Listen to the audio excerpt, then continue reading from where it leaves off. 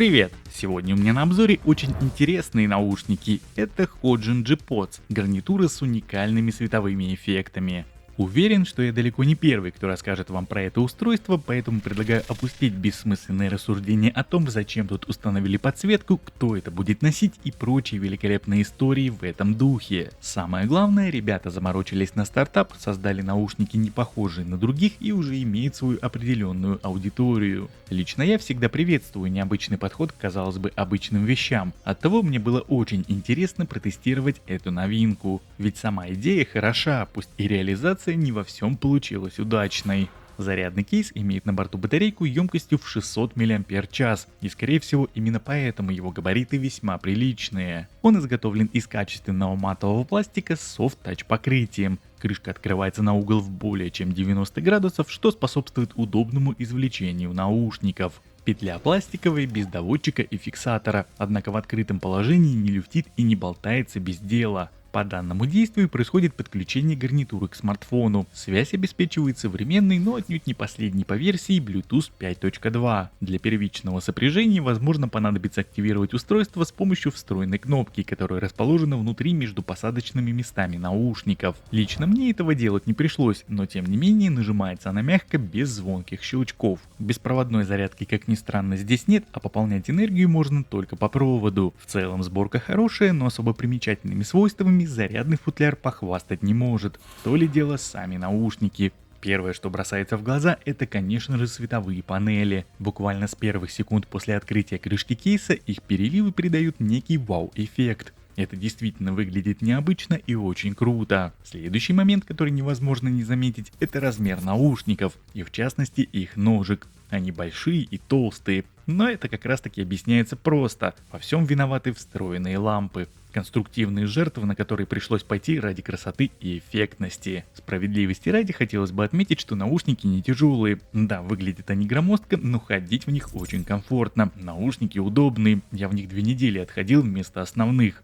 Комплектные амбушюры хорошего качества, в меру мягкие и упругие. Менять их на сторонние необходимости нет. Что же касается внутрянки, то за звук здесь отвечают 10-мм динамические драйверы с композитной диафрагмой. Имеется по 3 микрофона в каждом наушнике, а также присутствуют отключаемые датчики автопаузы, которые работают в обе стороны. Питание обеспечивают аккумуляторы емкостью по 50 мАч. Сенсоры управления вынесены на нижние и внутренние стороны ножек и срабатывают на сжатие 2 пальцами. Кроме регулировки громкости, управлять можно всем. Для кастомной настройки наушников, их обновления и управления световыми эффектами необходимо скачать фирменное приложение из Google Play Market на Android или же Web Store для iOS устройств. И вот что касается данной программы, то это, наверное, одно из самых красивых и удобных приложений, что я видел на сегодняшний день. Несмотря на то, что русского языка здесь нет, все функции и их местоположение интуитивно понятны. В верхней части экрана по центру отображаются уровни заряда кейса и наушников по отдельности. В левом углу расположили раздел с основными настройками, в том числе и по жестам, а в противоположном правом углу под значком палитры находится меню кастомизации световых эффектов. Здесь можно задать уникальный цвет лампочек как вручную по секторам, так и с помощью фото, допустим под какой-то конкретный цвет одежды, в которой ты сейчас находишься, или же просто под окружение. В общем, вариантов много, тут уже необходимо применять свою фантазию. Для тех же, кому просто хочется поиграться с готовыми вариантами, в нижней части экрана есть уже настроенные цветовые комбинации в разделе Color. Следующая страница под названием Light отвечает за работу света. Здесь имеется 4 сценария работы подсветки и регулятор яркости.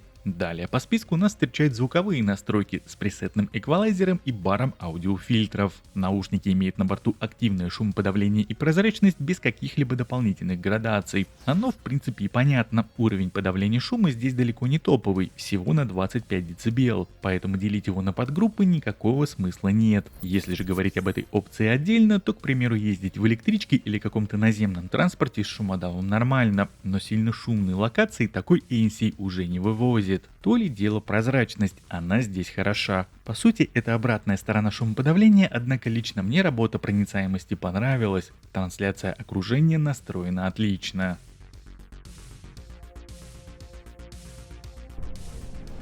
Ну и теперь давайте расскажу, что здесь все-таки по звуку. Сказать, что он какой-то супер выдающийся, я, к сожалению, не могу. Микрофон очень хорош, но в ТВС я слушал и варианты получше. Тем не менее, данные наушники играют хорошо. Это не просто светящийся красивый пластик, как может показаться со стороны.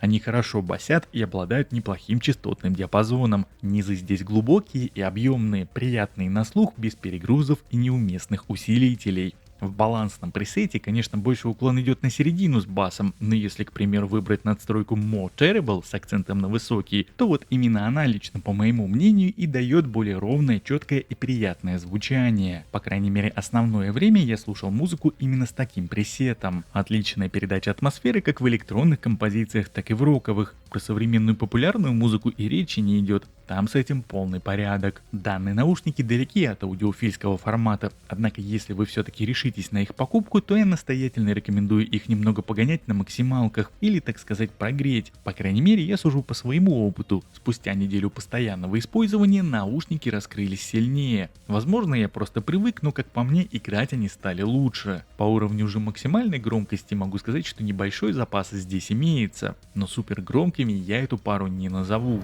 Тем не менее, свой тест автономности я, как всегда, проводил на максимальных 100% оборотах с включенной на постоянку подсветкой максимальной яркости с применением аудиокодека AAC, помимо которого, к слову, тут есть еще и SBC. И при этом фильтр шумоподавления и прозрачности я отключил. И вот при таких-то раскладах на секундомере я получил результат в 4 часа и 6 минут, что, учитывая условия, я считаю очень хорошим результатом. Признаюсь честно, я рассчитывал, что активные лампочки со звуком высосут из наушников всю энергию часа за 2, но как видно, я ошибался. И вот на этом моменте мне хотелось бы продолжить рассказывать вам про функциональные возможности данных наушников, но увы, на этом все. Больше ничем данные наушники похвастать не могут. Мультипоинта здесь нет, игрового режима тоже, но при этом звук от видео при онлайн просмотре контента не отстает, так что ролики смотреть можно с комфортом. Единственное, что еще забыл упомянуть, это декоративные насадки с рисунками. Для данных наушников предусмотрены дополнительные визуальные примочки в виде специальных накладок. Эти штуки продаются отдельно и стоят, как по мне, очень дорого. Сама задумка такой кастомизации, а главное красивая подача в виде коллекционных итемов выглядит довольно интересно, но отдавать по 20 баксов за пару кусочков пластика это как-то слишком. Лично мне зашли накладки с черепушками, что пришли вместе с данными наушниками в качестве подарка, однако и они в стандартный комплект не входят, так что из коробки будут доступны только наушники. Возможно, со временем цена на эти накладки будет более лояльной, но пока за эти деньги как на сдачу можно купить какие-нибудь бюджетные наушники от QCY. Ну а сейчас в моем обзоре, как обычно, настало время послушать работу встроенных микрофонов. Итак, слушаем тест. Итак, друзья, пришла пора проверить наушнички JPods на предмет работы их встроенных микрофонов. Вот таким вот образом они звучат в классическом автомобильном тесте при закрытых окнах. Ну и по традиции на полном ходу, а скорость у меня сейчас 80 км в час, я буду открывать окна с двух сторон, тем самым создавая искусственно нагрузку. Чтобы послушать, как отрабатывают здесь шумодавы встроенные. Мне сейчас в обе стороны, в оба уха задувает ветер.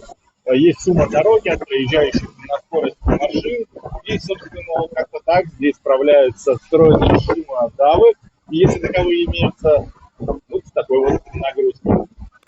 Ну и еще один небольшой тест работы микрофонов я решил запилить для этих наушников. Это тест в обычном помещении.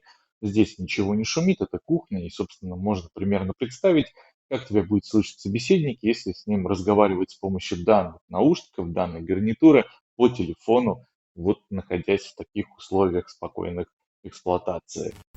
Ну и в силу того, что данные наушники довольно-таки дорогие, я не мог пройти мимо своего традиционного стресс-теста на мосту. Сейчас подо мной вот проезжает шумная электричка, есть автомобили, собственно, в 1,5 метрах от меня проезжает плотный поток машин, ну и плюсом ко всему в уши задувает такой легенький весенний-летний ветерочек. В целом можно примерно прикинуть, как будет слышать собеседник, если по этим наушникам разговаривать в таких вот условиях эксплуатации. Так что все оставляю на ваш суд и буду переходить к выводам. Ну и подводя сегодня некий итог по данной модели, однозначного мнения у меня так и не случилось. Если рассматривать Hodgin G-Pod с позиции просто беспроводных наушников, то как по мне стоят они очень дорого. Однако если посмотреть на это устройство со стороны дизайна, эффектной подсветки, которая может работать в разных сценариях, да и просто как на высокотехнологичный продукт, то с учетом поправки не для всех, данные наушники очень даже интересны. Лично мне они понравились своей оригинальностью и определенного рода уникальностью, ведь обычных беспроводных гарнитур на рынке хватает, причем на любой вкус и ценник. Но эти наушники в первую очередь интересны именно внешне, и как я и сказал в самом начале, сама идея хороша, пусть и реализация не во всем получилась удачной. Но покупать себе такое устройство или нет, каждый для себя решит сам. Я же в свою очередь постарался максимально подробно рассказать все, что успел узнать об этой модели. Спасибо, что посмотрели это видео, лайк, подписка по желанию и до встречи в следующих обзорах. Пока-пока.